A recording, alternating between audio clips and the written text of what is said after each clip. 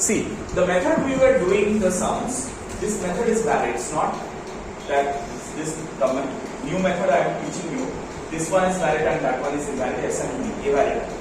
But the method which I am teaching you right now is more precise. It is more precise. वो ज़्यादा precise है. ठीक है? कुछ sum है जो पहले वाला method से बनाने में तुमको थोड़ा अच्छे से दिमाग लगा के सॉल्व करना पड़ेगा. लेकिन ये जो मेथड है ना, इसमें तुमको दिमाग लगाने का जरूरत नहीं है. तुम अपने आंखों के सामने एक्सप्रेशन तुमको क्लियरली दिखेगा, जिससे प्रेडिक्ट करना बहुत ज्यादा इजी होगा. ठीक है. नाउ प्रॉब्लम क्या है? प्रॉब्लम सिर्फ यही है कि ये मेथड थोड़ा इलेबोरेट है, मतलब इसमें थोड़ा ज्यादा काम करना पड़ेगा, काम ज्यादा करना पड़ेगा. जैसे देखो ये वाला सम लिया हुआ है 14 part B. It said that this is a function which is 1 when x is less than 3 less than equal to 3, which is ax plus b when x lies between 3 and 5, and which is 7 when x is greater than 5. Okay, at continuous at x equal to 3 and as well as x equal to 5. x equal to 3 में भी continuous है, x equal to 5 में भी continuous है. ठीक है. so the general method क्या है? x equal to 3 में हम लोग एक बार ये करेंगे, उससे हम लोग को एक इक्वेशन मिलेगा.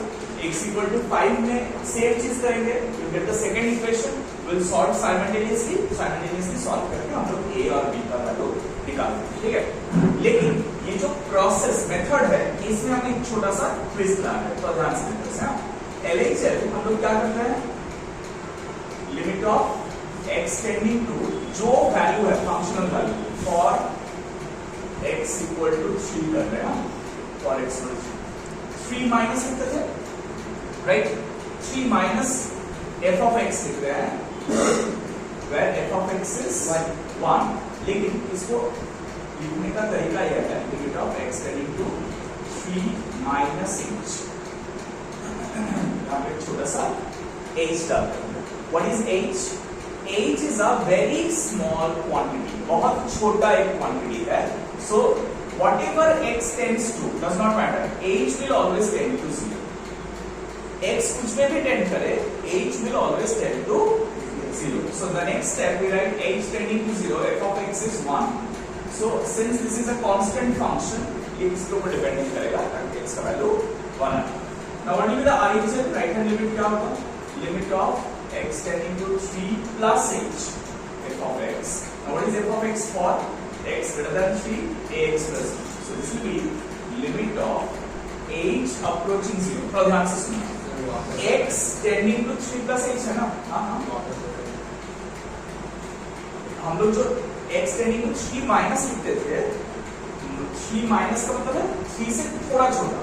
कितना छोटा वो हम लोग डिफाइन कर रहे हैं. हम लोग एक h नंबर दे रहे हैं, बोल रहे हैं h जैसा छोटा. अब h कितना छोटा है? h is tending to 0. समझ में आया? लेकिन जब हम लोग राइट हैंड लिमिट करेंगे, वही 3 प्लस लिखते थे, उसकी जगह में 3 प्लस h लिखना पड़ेगा. एंड नेक्स्ट स्टेप में h टेंड्स टू 0. लेकिन f of x में हम लोग सिर्फ फंक्शन लिख देते थे ना. यहाँ पर क्या करना पड़ेगा? x के जगह में हम लोग क्या ले रहे हैं? 3 प्लस h. तो वो x की जगह में 3 प्लस h लिखना पड़ेगा. मतलब यहाँ पर लिखना पड़ेगा a into 3 plus h plus b. बोला मुझे ऐसे. So now you evaluate. अब जब इसमें तो undefined format नहीं है, सिर्फ h की जगह में 0 डाल देंगे. This will be 3a plus b. हाँ এটা এখানে কোনো হেল্প করছে না, পরে একটা অঙ্ক আছে হেল্প করবে. দেখো I'll show you. সেই জন্য আমি এই মেথডটা শেখানোর জন্য বললাম. রাইট হ্যান্ড লিমিট হচ্ছে এটা. তাহলে therefore now since the function is continuous and x equal to 3, you can directly say that this has to be equal to 1. This left hand limit has to be equal to right hand limit. Since f of x is continuous at x equal to 3, that implies 3a plus b. RHL has to be equal to LHL. That implies 3a plus b has to be equal to 1. This is equation 1. Again, for x equal to 5, x equal to 5 के लिए LHL जब हम ले रहे हैं, limit of x tending to 5 minus h लिख रहे हैं f of x. अब 5 माइनस करने से क्या होगा? कौन सा होगा? 5 से थोड़ा छोटा है ये वाला function. So this will be limit of h approaching 0, a of x की जगह में क्या लिखेंगे? 5 माइनस एच प्लस बी। अब देखो since H is tending to 0, ये एच इक्वल टू 0 पुट करने से ये भी 5a प्लस बी बनेगा। एंड आर एच एन क्या होगा? Fraction limit of x tending to 5 plus h, लेकिन कौन सा फंक्शन लेंगे? 7। सो f of x equal to limit of h approaching 0, 7, which is equal to 7. Now, since function is continuous, f of x is continuous at x equal to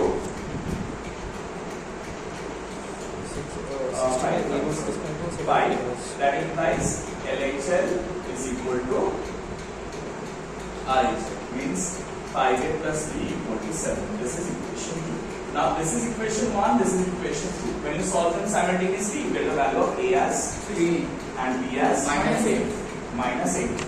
So this will be your answer. Okay, the general answer. Now try question number 16 part A. 16 part A.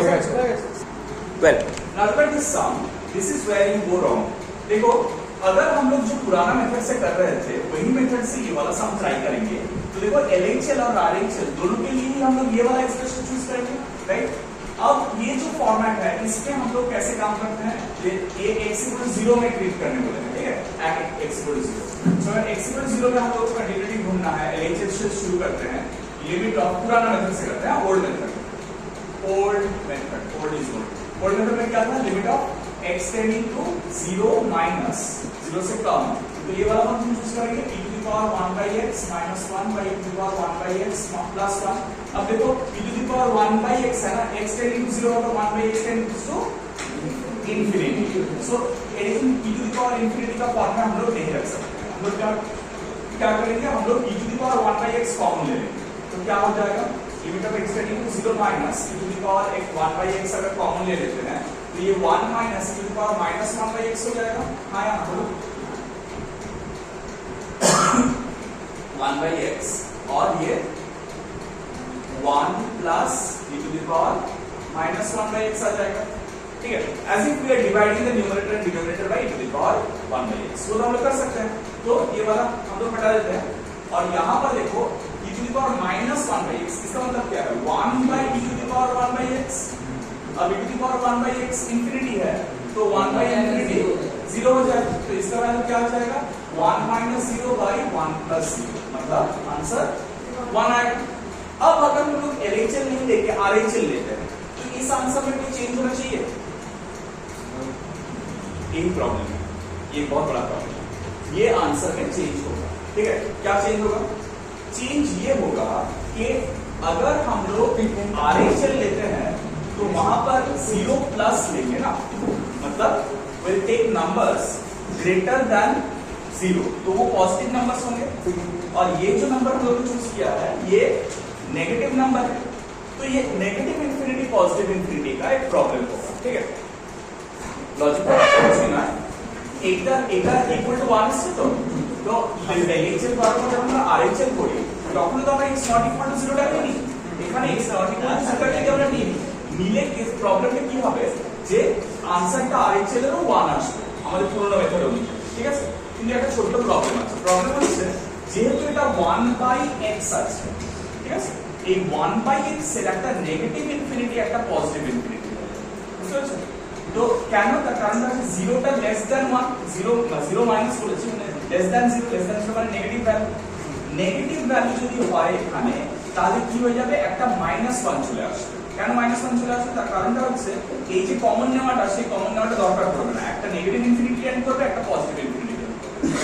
সেই জন্য there will be a lot of problem। আমাদের এটা অনুযায়ী will get LHL 1, RHL also 1, but if we go for a little deeper analysis then will be different। new method কি বলছে? তো তখন equal -1 by -1 না, আমি আসছি। নিউ মেথডে আমরা করছি, নিউ মেথডে আমরা LHL করছি। নিউ মেথডে LHL করলে আমরা কি লিখব? Limit of x tending to 0 minus h, right? f of x that is equal to e to the power 1 by 0 minus h, right?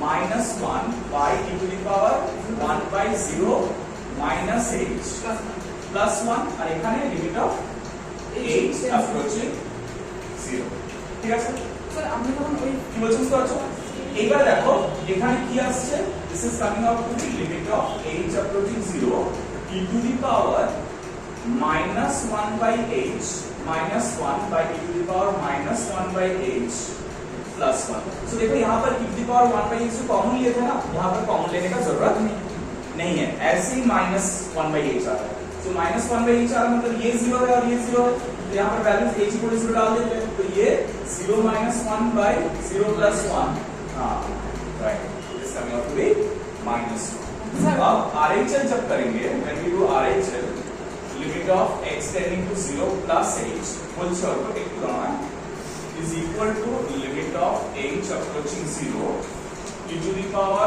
1 by 0 plus h minus 1 by e to the power 1 by 0 plus h minus 1 तो ये e to the power 1 by h है plus e to the power 1 by h है so यहाँ पर क्या करना पड़ेगा हम लोग को e to the power 1 by h common लेना पड़ेगा so limit of h approaching 0 e to the power 1 by h common लेने से 1 minus e to the power minus 1 by h by e to the power 1 by h common लेने से 1 plus e to the power minus 1 by h अब यहाँ पर क्या होगा ये दोनों कैंसिल हो जाएगा और ये 1 minus 0 by 1 plus 0 होगा so that will be 1 ready তাহলে কি হচ্ছে LHL is not equal to RHL hence the function is discontinuous क्या कहता है कौन सा यहाँ पर कॉमन नहीं लेने से e to the power minus 1 by h नहीं आएगा ना क्यों क्योंकि e to the power 1 by h तो इंफिनिटी है और e to the power minus 1 by h will be 1 by e to the power 1 by h तभी वो 0 होगा इनफाइनाइट फॉर्म लेके तो हम लोग काम नहीं कर सकते जीरो फॉर्म लेके काम करना पड़ेगा ना इसलिए e to the power 1 by h form लेगा समझ में आया ओके सर